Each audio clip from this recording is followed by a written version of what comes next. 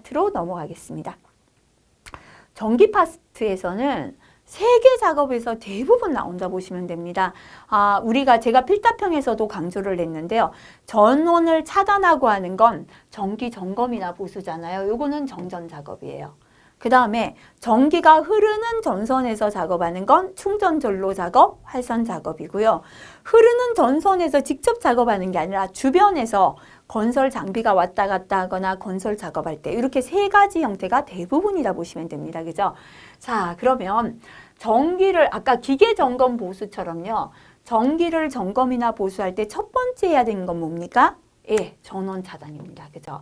전원을 차단하지 않고 점검한다면 감전되겠죠.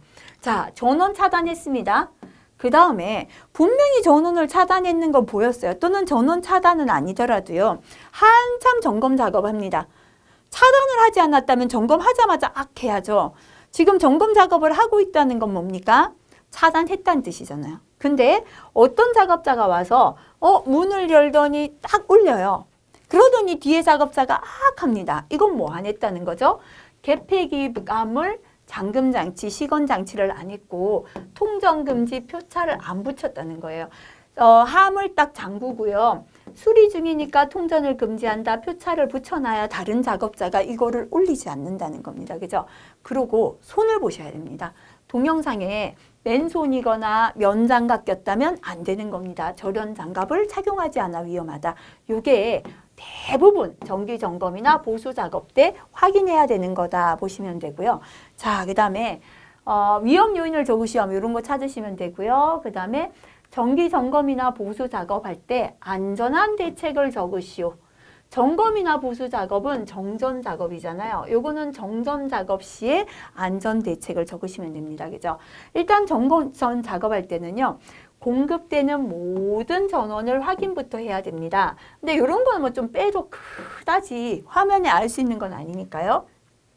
전원 확인했다면 전원을 차단하고요. 그 다음에 단로기를 개방해야 합니다. 그 다음에 차단기나 단로기는 반드시 잠금장치, 시건장치라고요. 꼬리표를 부착해서 통전금지 표차를 부착해야 합니다. 그 다음에 남아있는 전기를 흘려보내야죠. 잔류전하를 방전해야 합니다. 다 흘러갔다고 믿으면 안 돼요. 검전기로 충전 여부, 정전 여부를 확인해야 합니다. 자, 지금 검전기로 이렇게 체크까지 딱 하는 게 나왔어요. 뭔가 이렇게 체크한다, 그죠? 이건 검전기 확인했는 거예요. 체크하고 난 다음에 작업하다가 합니다. 이건 뭘 안 했다? 요거 안 했는 거죠. 검전기로 확인해서 현재 전기가 없지만 잘못해서 전기가 유도되거나 오통전되는 전기를 땅으로 흘려보내는 게 단락접지입니다. 그래서 동영상에서 검전기 체크하는 것까지 나왔는데 작업하다가 하고 감전되었다면 핵심 원인 적으라 이게 답이 됩니다. 단락접지를 하지 않아서 감전되었다 이렇게 하시면 돼요. 그죠? 그래서 이게 뭐냐면 전기를 점검이나 보수 작업할 때 안전 조치 사항이 되겠다 보시면 되고요. 자, 이거는 하기 전이잖아요. 정전 작업, 점검 보수 중 또는 마친 다음에 준수해야 될 사항을 묻는다면 요거다, 그죠? 현재는 단락 접지시켜서 전기가 다 땅으로 가잖아요. 그래서 작업기구나 단락 접지를 제거해야 합니다. 자, 그 다음에 바로 전기를 올리면 안 되죠. 작업자가 위험하지 않은가 확인하죠. 작업자가 전기에서 떨어져 있는지 확인합니다. 그래서 확인했죠. 가서 전기를 딱 올리려고 보니까요. 함이 잠겨 있잖아요. 꼬리표가 붙여졌잖아요. 그래서 잠금장치와 꼬리표를 철거하는데요. 가급적 설치한 근로자가 철거하라 해놨고요. 자, 그 다음에 올리기 전에는 다시 한번 뭐 하자? 모든 이상 유무를 확인하고 전원을 투입하자. 이게 이제 마친 후가 되겠습니다. 예제 한번 보도록 할게요. 화면에서 작업자가 맨손이다. 전기인데 맨손은 아무리 전원을 차단했더라도 맨손 작업 절대 안 됩니다. 적극적인 답, 그죠? 절연 장갑을 착용하지 않았다 나오면 됩니다. 임시 배전반 점검 중에 감전재해가 발생했고요. 위험 요인 2가지 적으라고 했습니다. 작업자는 전원을 차단하는 게 보였습니다. 차단은 했거든요. 그럼 전원 차단 안 했다는 아니다, 그죠? 근데 동료가 딱 나오더니 문을 열더니 울려요. 이건 뭐 안 했다? 잠금 장치, 통정 금지 표차를 설치하지 않았다라는 겁니다. 그죠? 한 가지 더 적으라 한다면요. 이렇게 전기를 올렸더라도 오충전되는 전기는 내 쪽으로 오면 안 되고 단락 접지했다면 땅으로 흘러가야 됩니다. 그래서 한 가지 더 적으라 한다면 단락 접지를 안 했다 적으시면 되는데요. 두 가지 적으셔야 할 땐 이게 적극적인 답이 되겠습니다. 자, 밑에 예제 볼까요? 화면에서는 두 작업자가 작업을 하고 있습니다. 한 작업자가 변압기 2차 전압을 측정하기 위해 다른 작업자에게 전원, 지금 이제 2차 전압이 얼마 되는지 전원을 투입해야 보이잖아요. 신호했습니다. 전기 들어왔어요. 그 다음에 측정을 하고 전원을 차단해라고 했거든요. 신호를 했는데 철거하다가 감전이 생겼다는 건 전원 차단이 안 된 거다. 그죠? 그래서 요거는 신호가 잘 안 된 겁니다. 그런데 이때 작업자는 맨손이다. 손은 적극적이다 그랬죠. 슬리퍼를 신고 있는 게 맞았다면요. 작업자가 절연 장갑 또는 절연화를 착용하지 않았다. 슬리퍼가 맞다면 요거 넣어주시면 되겠습니다. 그 다음에 작업자 간에 신호 전달이 제대로 이루어지지 않았다. 자, 만약에 신호 전달을 제대로 안 했더라도요. 측정기를 철거하던 중에 감전이 발생했는데 이렇게 손으로 잡고 철거할 때는 검정기를 가지고 확인해야 됩니다. 그죠? 철거하기 전에 정전 여부를 확인하지 않았다. 이것도 만약에 두 가지를 적으셔야 했다면 이런 게 핵심적인 답부터 적으시면 되고요. 이때 착용해야 될 보호구는 절연장갑, 절연화 되겠죠. 이걸 안전장갑, 안전화 안 됩니다. 왜입니까? 전기 작업이기 때문에 전기 작업에 맞는 용어로 적어주신 게 좋겠죠. 자, 그 다음에 충전전로 작업. 충전전로는 전기가 흐르는 전선입니다. 그죠? 요걸 다른 말로 활선 작업입니다. 자, 그래서 동영상을 보시고 동영상 작업에서의 안전조치 사항을 적으시오 하는데요. 정전 작업과 충전전로 작업을 한번 비교해 볼게요. 전봇대가 있고 전선이 흘러갑니다. 아무리 요 발판에 올라섰더라도요. 발판이지만 이 전선을 직접 손으로 만지고 있잖아요. 이거는 정전 작업. 특고압의 전기인데 손으로 아무리 장갑을 꼈지만 이 전기를 손으로 만진다는 건 전기를 끊었다는 뜻이에요. 자, 근데 여기 발판에 올라섰는데요. 손으로 직접 전선을 만지는 게 아니라 긴 봉으로 대신 조작합니다. 왜 손으로 만지면 되는데 긴 봉 조작할까요? 전기가 흐르고 있다 보시면 돼요. 요거 뭐다? 활선 작업이다. 이렇게 구분하시면 되겠습니다. 그죠? 자, 그래서 충전전로, 전기가 흐르는 상태에서 활선 작업할 때는요. 자, 이제 정전을 시킬 때 전기를 끊을 때는 아까 정전 작업 시 절차를 따르면 됩니다. 충전전로를 방호나 차폐나 절연 등의 조치를 할 때는 신체가 전로하고 직접이나 간접 접촉 되지 않는 게 좋겠죠. 자, 그 다음에 이거는 뭐, 볼 수가 없고요. 동영상을 보고 답을 적을 때는 일단 첫 번째 보호구. 절연화를 신고 손에 절연 장갑인가, 그죠? 근로자에게 절연용 보호구를 착용시킨다. 착용 안 했으면 안 했다 하면 되겠죠. 그 다음에 두 번째, 절연용 방호구. 아무리 전기를 정전시켰더라도요, 여기에 이렇게 덮개. 전선에 덮개 있는 거 있죠? 이게 방호구입니다. 그죠? 그래서 두 번째는 전선에 덮개, 절연용 방호구를 설치해야 합니다. 그 다음에 세 번째, 이게 고압이나 특고압, 전봇대 전선이면 전부 다 특고압입니다. 이때는요, 이렇게 아무리 전기를 차단해도 여기 올라서면 안 돼요. 이 작업 안 됩니다. 그죠? 안전하게 하려면 이렇게 해야 합니다. 차량이 와야 돼요. 작업대를 딱 올려줘야 됩니다. 이 차량하고 작업대가 뭐냐면 활선 작업용 장치가 되겠습니다. 작업대가 딱 섰는데요. 봉으로 대신 조작해야 됩니다. 이 봉이 뭐냐면 디스콘봉 같은 게 활선 작업용 기구입니다. 이렇게 작업이 안 된다면 잘못된 거다. 그죠? 그래서 고압이나 특고압일 때는 활선 작업용 기구나 장치를 써줘야 됩니다. 화면 보면 나오겠죠. 그 다음에 절연용 방호구, 여기에 있는 이 커버를요. 설치하거나 해체하는 작업할 때도 반드시 절연용 보호구를 착용하거나 활선 작업용 기구나 장치를 사용해야 됩니다. 이렇게 작업해야 되고요. 그 다음에 이제 이격거리입니다. 그래서 이격거리는 괄호 비우고 필답형처럼 또 묻게 나옵니다. 유자격자가 아닌 근로자가 충전전로 인근 높은 곳에서 작업할 때요. 대지 전압이 50kV 이하, 50kV다. 그죠? 이하인 경우에는 괄호입니다. 그죠? 300cm 이내. 그 다음에 대지 전압이 50kV를 넘을 때는요.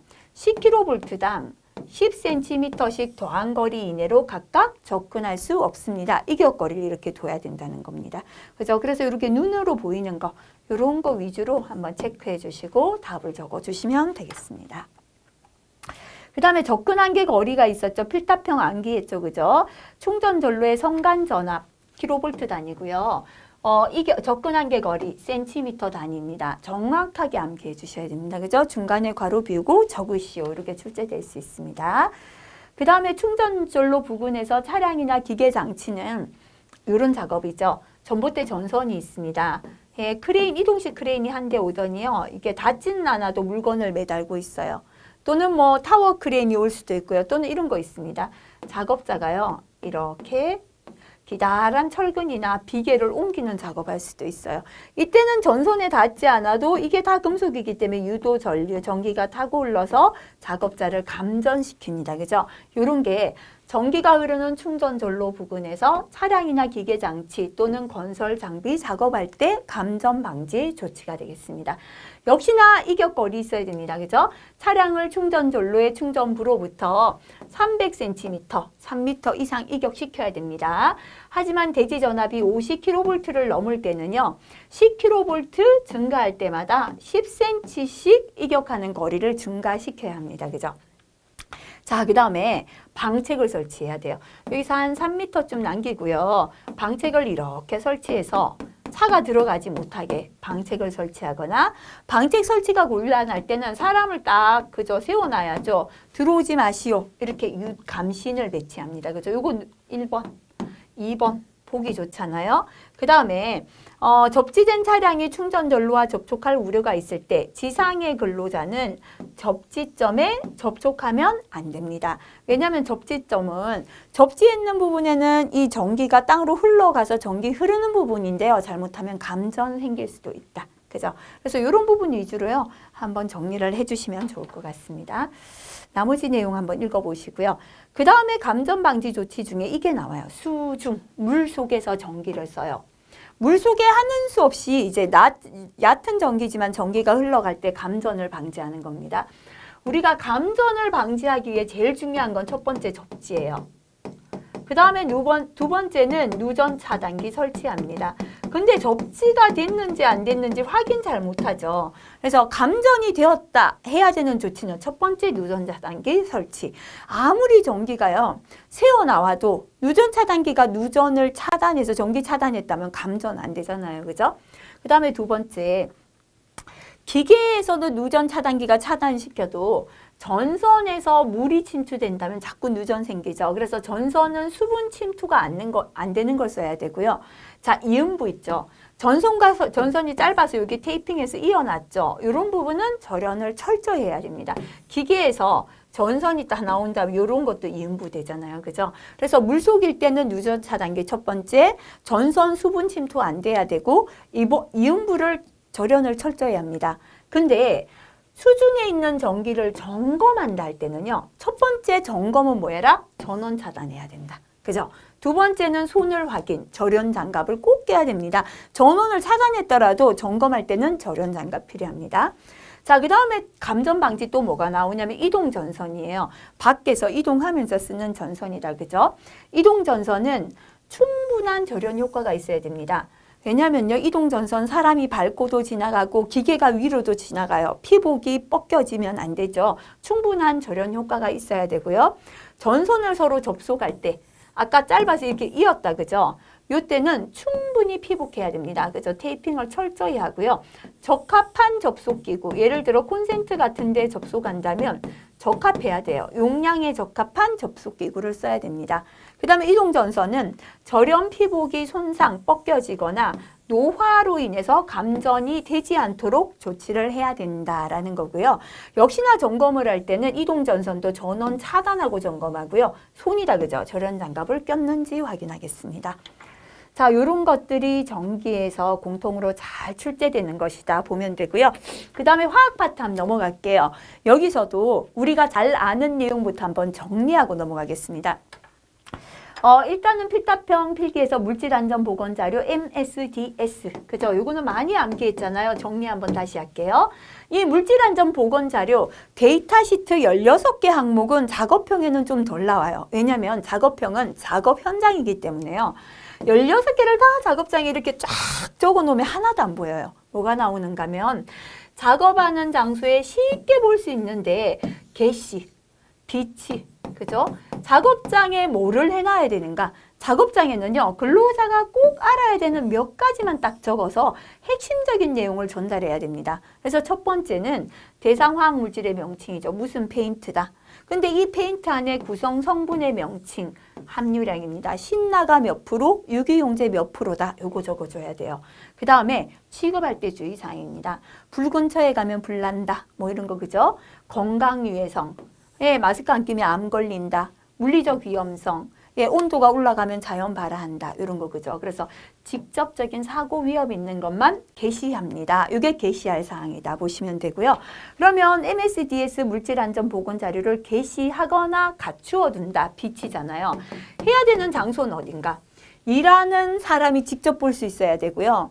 위험한 장소에서 위험을 알려야 됩니다. 그죠? 그래서 화학물질을 취급하는 작업장 공정내죠. 취급, 작업 공정내고요.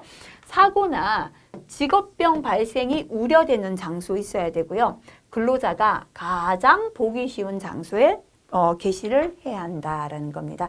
그 다음에 밀폐 공간이 이것저것 나오다 보니까 너무 정리를 어려워하셔요. 그래서 이 밀폐 공간 부분을 조금 정리해 드리도록 하겠습니다. 밀폐 공간에 제일 위험한 건 뭘까요? 여러 가지 위험이 있잖아요.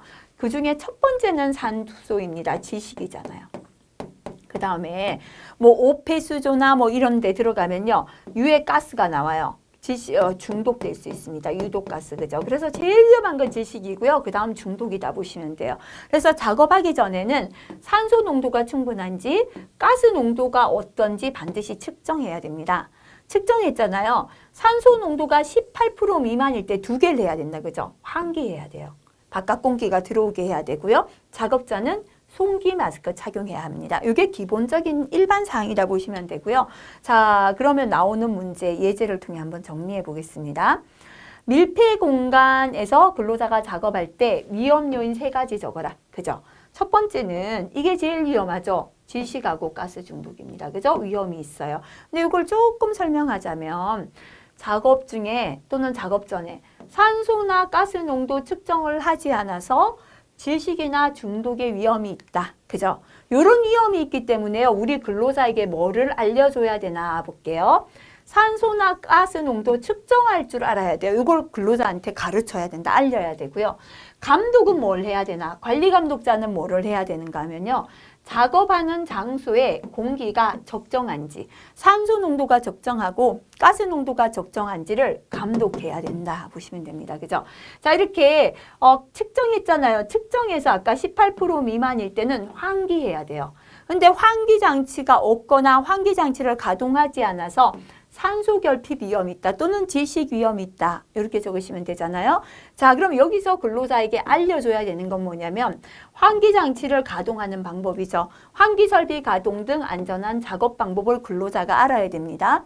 감독자는 뭐 해야 되는가 하면 자, 가스 농도 측정하는 측정 장비나 환기 장치나 송기 마스크에 이상이 없는지, 그죠? 작업하기 전에 점검하는 역할을 관리 감독자 해야 됩니다. 자, 그 다음에 아까 그랬잖아요. 농도 측정에서 18% 미만이면 환기해야 되지만 송기 마스크 착용해야 돼요. 근데 송기 마스크를 착용하지 않아서 질식될 위험이 있다. 그죠? 자, 그럼 여기서도 우리 근로자가 알아야 되는 거 뭐냐면 보호구 착용하고 사용하는 방법을 알려줘야 됩니다. 그 다음에 관리 감독자는 뭐 해야 되냐면 송기 마스크를 착용하도록 지도해야 되고요. 착용하고 작업하는지 착용 상황을 점검해야 합니다.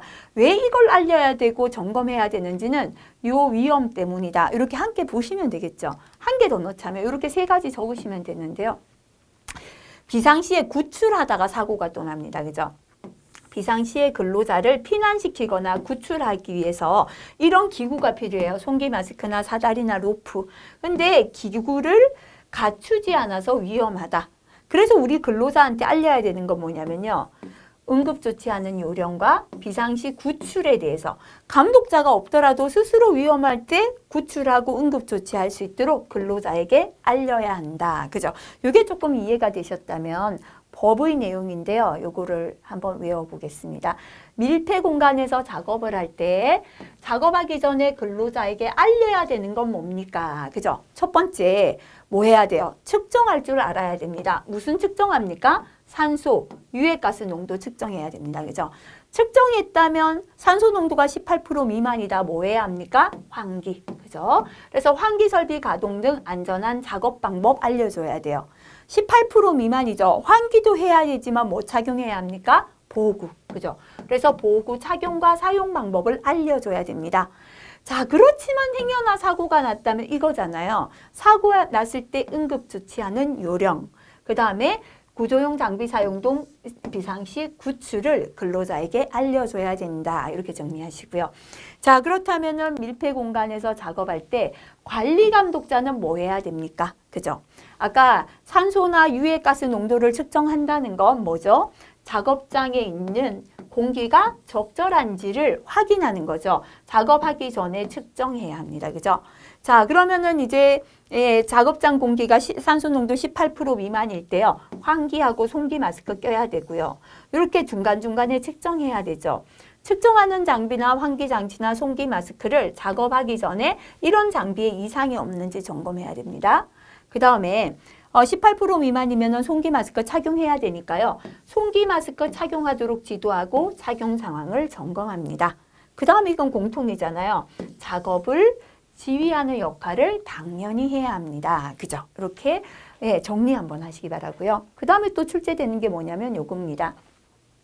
밀폐 공간에서 근로자가 종사할 때 밀폐 공간 복원 작업 프로그램인데요. 요거는 우리 회사의 밀폐 공간을 안전하게 유지 관리하기 위해서 회사 내의 프로그램을 만드는 것입니다.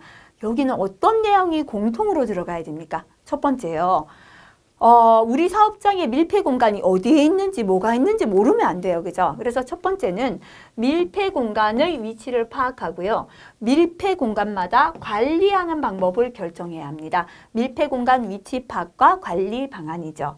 그 다음에 밀폐 공간마다 어떤 위협이 있는지 유해 위험 요인을 파악하고요. 어떻게 관리할지 방안을 만들어요. 그죠?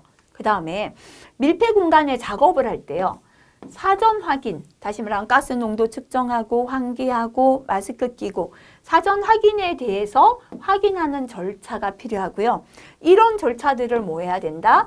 안전보건 교육하고 훈련해야 된다. 이거는 밀폐공간 보건작업 프로그램. 그죠?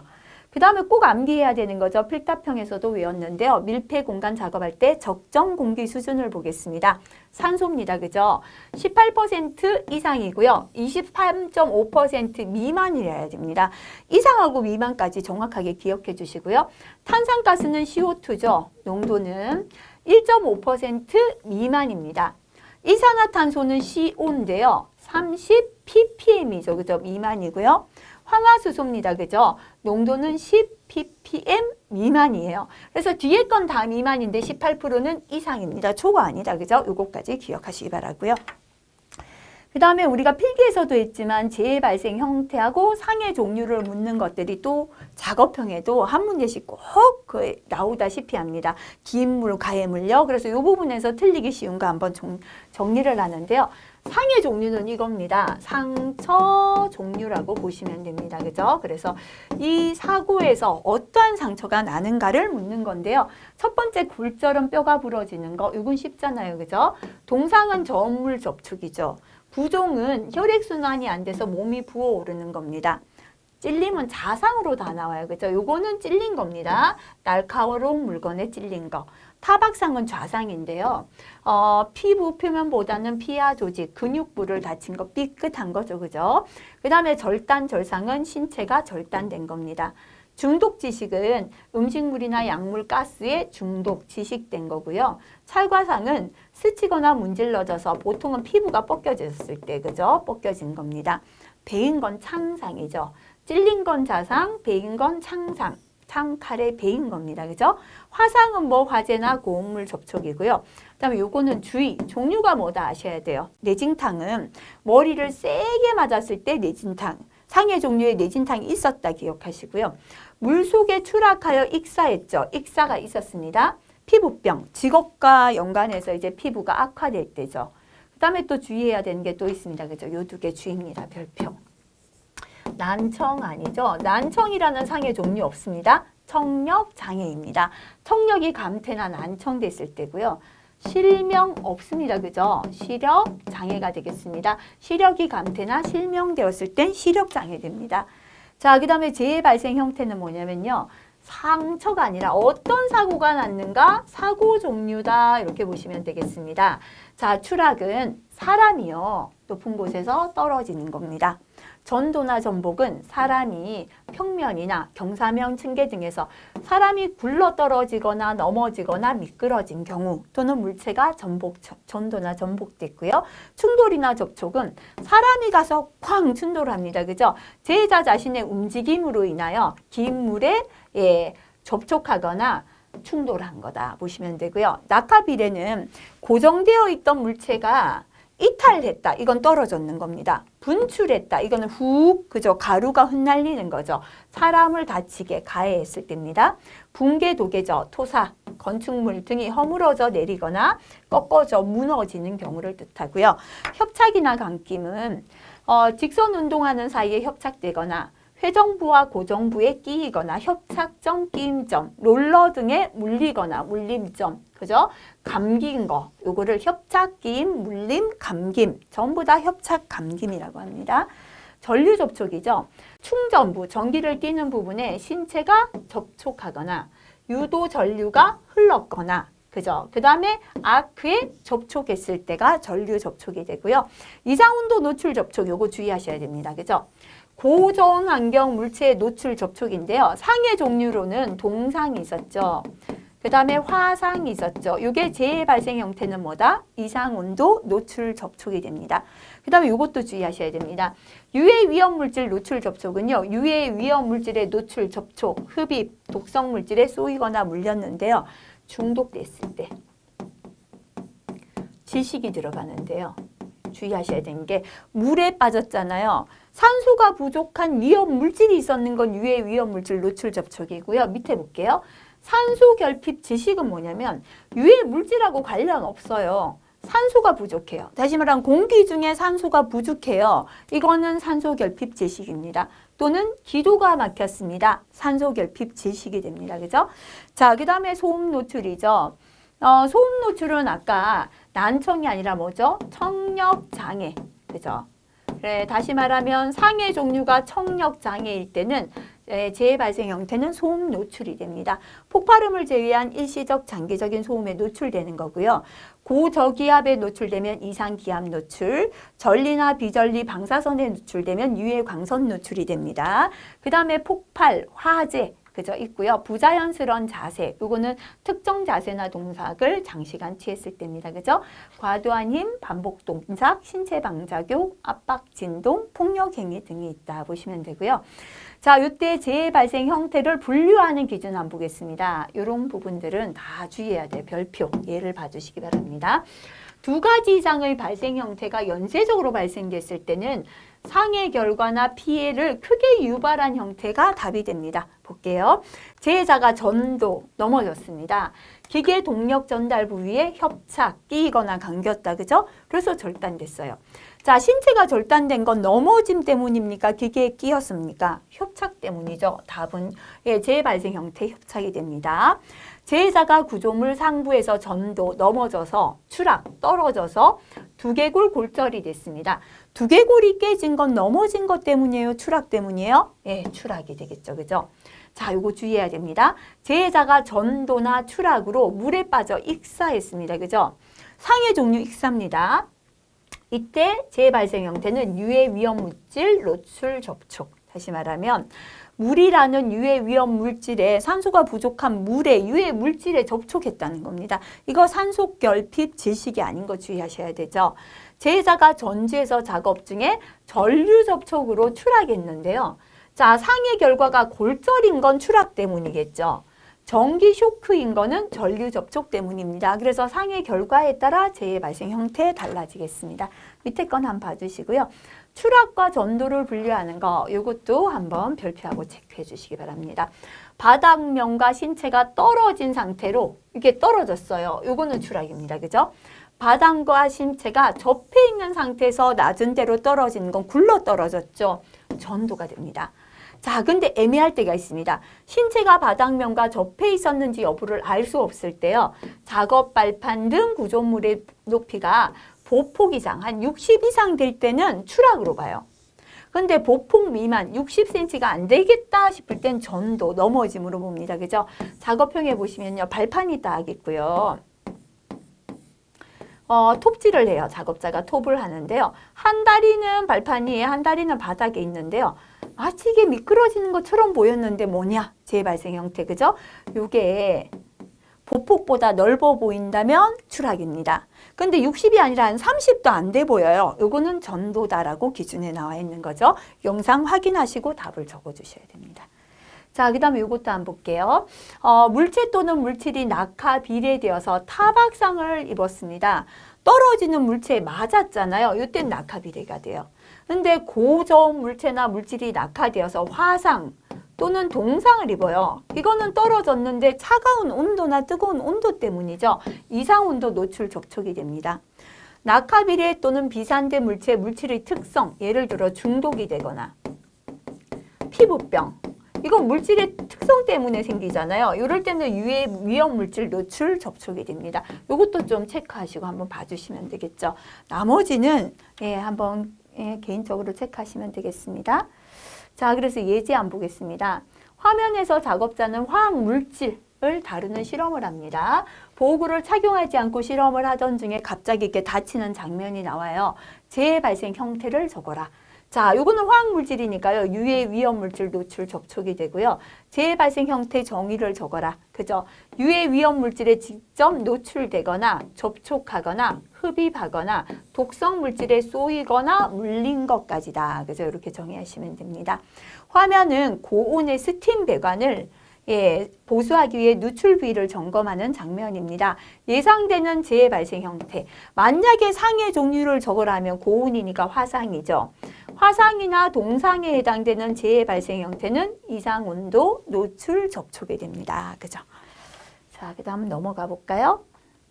이번에는 기인물과 가해물, 이것도 잘 묻는데요. 한번 분리해 보겠습니다. 재해 발생 주 요인이 사물이면요. 대부분 기인물은 추상적인 게 아닌 사물이 잘 되고요. 재해 발생 주 요인이 사람이나 기인물이 있다면 기인물로 분류하는데요. 일단 기인물은 조작이나 취급하던 물체를 우선으로 합니다. 그래서 작업하던 기계가 기인물이 된다고 보시면 돼요. 자, 운전 중에 한눈을 팔다가 전주에 충돌했어요. 지금 제가 작업하는 건 운전은 물체가 아니잖아요. 차량을 운전했겠죠. 그러면 차량이 기인물이 됩니다. 자전거 운전했다면 자전거 되겠다. 그죠? 재해 발생 주 요인이 사람이고 기인물이 존재하지 않고 기인물은 없는데 가해물만 있다면 가해물이 기인물이 됩니다. 손에 들고 있던 운반물, 지금은 무슨 일을 하냐면 운반물 옮기는 일을 해요. 운반물이 떨어져서 발을 다쳤습니다. 기인물도 운반물, 가해물도 운반물이 됩니다. 재해 발생 주 요인이 사람이고요. 기인물, 가해물이 없어요. 이럴 때만 사람이 됩니다. 아무 외부 요인이 없는데 사람이 걷다가 발목을 겹질렀어요. 이때는 기인물이 사람 됩니다. 재해 발생 주 요인이 사람도 아니고 불완전한 상태도 아무것도 없어요. 이때는 자연재해, 천재지변이 되고요. 대부분은 뭐가 된다? 조작이나 취급하던 물체가 기인물이 된다 보시면 됩니다. 예제 한번 볼까요? 작업자는 에어 배관 점검을 하던 중입니다. 배관 점검하죠. 이때 사고 기인물은 뭡니까 했습니다. 자, 작업하던 명칭 그대로 적으면 돼요. 배관을 점검했다면 배관이라 적으시면 돼요. 근데 여기 답은 에어 배관이었는데요. 동영상에는 에어 배관이 아닐 수 있잖아요. 에어 배관 하면 틀립니다. 그죠? 그래서 요거는 정확하게 에어 배관이면 에어 배관 하셔도 되고요. 배관 작업한다면 배관 이렇게 하시면 됩니다. 근데 스팀이 눈에 튀어 들어가는 사고를 당했습니다. 눈을 다치게 한 건 스팀. 그래서 가해물은 스팀이다. 이렇게 적으시면 되겠죠. 네, 4번입니다. 특수화학설비 내부의 이상 상태를 조기에 파악하기 위하여 설치해야 되는 방호장치. 우리가 필답해병에서 많이 외웠잖아요. 근데 자, 요거 다시 한번 체크하고 지나가겠습니다. 특수화학설비에서 내부의 이상 상태를 조기에 파악하기 위한 방호장치를 적으시오 한다면 네 가지인데요. 세 가지 적으시오 할 때는 위의 장치 위주로 중요합니다. 일단 현재 값을 계측하고요. 값이 높을 때는 자동 경보를 하면서 긴급하게 차단해야 합니다. 네 가지 적으시오 할 때만 예비 동력원 넣어주시는데요. 근데 뒷부분이요. 특수화학설비 내부의 이상 상태를 조기에 파악하기 위한 계측장치 종류를 적으세요. 이렇게 나오다 보니까 내부의 이상 상태를 조기에 파악하는 게 계측장치가 아닙니까? 이런 질문 많이 하시는데요. 법에는 자동경보장치 앞에도 내부의 이상을 조기 파악하기 위해 자동경보장치 해야 된다. 긴급차단장치 해야 된다. 나와 있습니다. 그래서 방호장치를 물을 때는 답은 요게 되고요. 계측장치를 묻는다면 온도계, 압력계, 유량계가 된다. 이 부분도 참 질문이 많거든요. 그래서 이렇게 한번 다시 정리하고 넘어가겠습니다. 자, 그 다음에 우리 필답형에서 계산 문제 있었죠. 요 중에서 작업형까지 나오는 거 한번 볼게요. 자, 화면과 같이 공기 중에 LP가스 누출되었는데요. 혼합된 가스의 폭발 한계를 구하라. 그죠? 자, 또 좀 전에 했지만 다시 보지 않으면 또 기억 안 날 수 있잖아요. 자, L분해 하시고요. 일단 위에는 비워두시고 그죠? L원분해입니다. 프로판의 한계 2.1분해요. V1 부피죠. 그죠? 프로판 부피 45입니다. 플러스 L2분해 부탄의 한계 1.8분의 현재 V2 부탄의 부피는 5잖아요. 자, 그러면 여기는 45 플러스 5입니다. 다시 말하면 요거죠. 1분의 50일 때는요. 2.1분의 45고 플러스 1.8분의 5예요. 그래서 공기 50%는 혼합가스, 위험한 가스가 아니니까요. 공기 50% 안에 프로판 45와 5가 들어갔어요. 근데 제가 정답을 적을 때는요. 이걸 100%로 만들었습니다. 100% 안에는 2배씩 더 들어가겠죠. 90이 들어가고 10이 들어갑니다. 물론요. 이렇게 계산해도 답은 2.07이 나옵니다. 그죠? 요 단위는 자, 여기가 퍼센트라면 퍼센트 그대로 따라가는데요. 이거는 다 볼륨 퍼센트로 나오잖아요. 그러면 똑같이 볼륨 퍼센트 이렇게 적어주시면 됩니다. 근데 제가 이렇게 왜 적었는가 하면요. 현재는 이 규정을 찾을 수가 없는데 과거의 기준에는 폭발 한계를 나타낼 때는 공기 100%를 기준으로 한다 했습니다. 그래서 50%일 때 45와 10이라면 100%일 때는 2배씩 더 들어가서 90과 10이다. 그죠? 요게 기억이 나신다면 가급적 요대로 적으시고요. 하지만 현재 규정에 넣었기 때문에 뭐 요것도 충분히 점수는 받지 않을까 생각이 됩니다. 자, 그 다음에 넘어가서 계산 문제 중에 또 한 가지 보도록 하겠습니다. 최소 산소 농도죠. 그죠? 자, 프로판의 최소 산소 농도를 계산하라. 하한계하고 상한계 주어졌습니다. 자, 최소 산소 농도는 폭발 하한계 곱하기 연료의 몰수분의 산소의 몰수가 되거든요.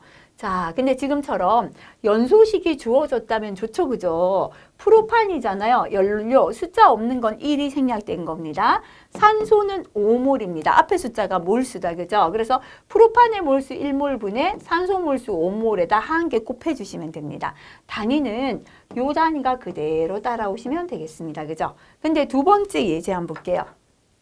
부탄의 연소에 필요한 최소 산소 농도 값을 계산하라 했는데요. 아까처럼 연소식이 주어지지 않았다입니다. 그죠? 자, 이럴 때 하한계는 주어졌습니다. 1.6 곱하기요.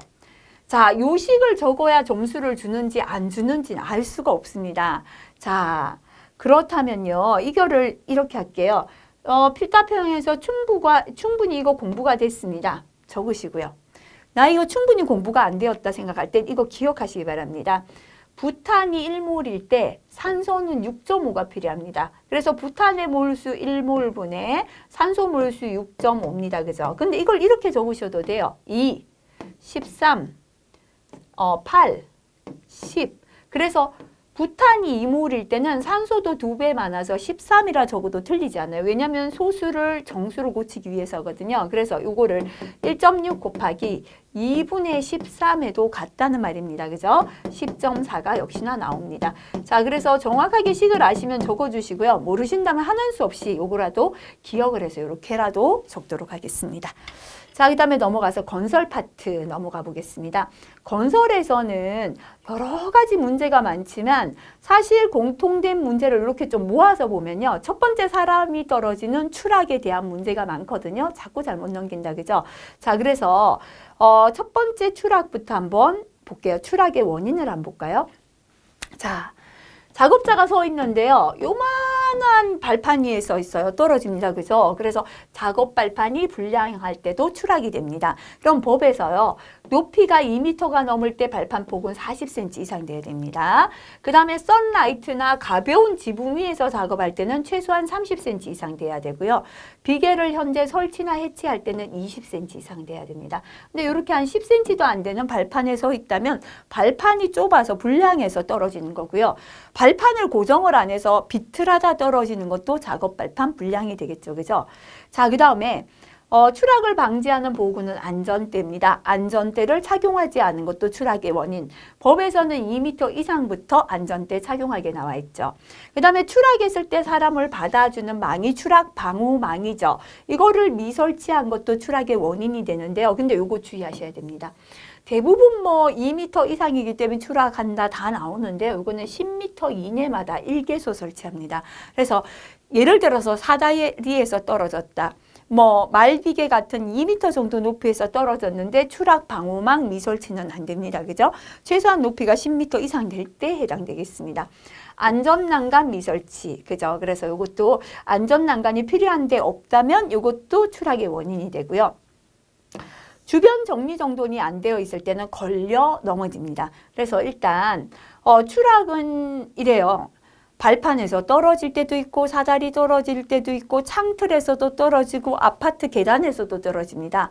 근데 이거를 다 따로 암기하실 필요 없습니다. 결국 문제가 묻는 건 추락의 원인이 뭐냐. 그죠? 그래서 추락을 묻는 문제가 나오면 5가지를 문제 옆에 적어두시고요. 적어두고 난 다음에 문제하고 같이 보세요. 그래서 이 문제에 맞지 않는 것만 X에서 피하시면 됩니다. 예를 들어서 2m 정도 높이에서 떨어진다. 아, 추락 방호망은 안 되겠다. 그죠? 지금 옥상 위에서 작업하고 있어요. 충분히 작업 발판이 있잖아요. 이건 안 되겠네. 이렇게 제외하시고요. 나머지를 답으로 적으시면 되겠습니다. 자, 그렇다면 예, 추락을 방지하기 위한 조치, 안전 대책은 반대로 하시면 됩니다. 작업 발판을 설치한다 또는 작업 발판을 고정한다 뭐 이렇게 하시고요. 안전대를 착용한다. 추락 방호망을 설치한다. 역시나 이건 아까 10m 넘을 때죠.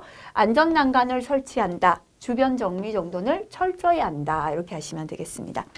자, 그 다음에 낙하비례도 참 많아요. 이제 뭐 와이어로프에서 물건이 떨어질 수 있고요. 크레인에서 떨어질 수도 있고 위에서 자재가 떨어질 수도 있고 그죠? 이게 뭐 떨어뜨리는 물체에 맞을 수도 있습니다. 그래서 낙하 비례는 이렇게 그림 그리고 한번 생각해 볼게요. 지금 길쭉한 철근을 이렇게 해서 줄거리 하고 있습니다. 그죠? 첫 번째 위에서부터요. 줄이 끊어지면 떨어져서 사람이 맞잖아요. 와이어로프 불량. 두 번째는 훅이 있다면 해지 장치 있어야 됩니다. 그죠? 훅에 해지 장치가 없거나 훅의 해지 장치를 체결하지 않았거나 뭐 불량 또는 미설치고요. 그 다음에 이렇게 길쭉한 걸 2줄거리 해야 되는데요. 중간에 한 개만 묶어서 흔들흔들 한다면 줄거리 방법 불량입니다. 그 다음에 줄거리는 이렇게 똑발라도요. 이게 가는데 비틀 흔들흔들 거린다면 유도로프 또는 보조로프로 흔들림을 방지해야 됩니다. 그죠? 그래서 유도로프로 흔들림을 방지하지 않는 게 되고요. 자, 이렇게 가는데 밑에 작업자가 있잖아요.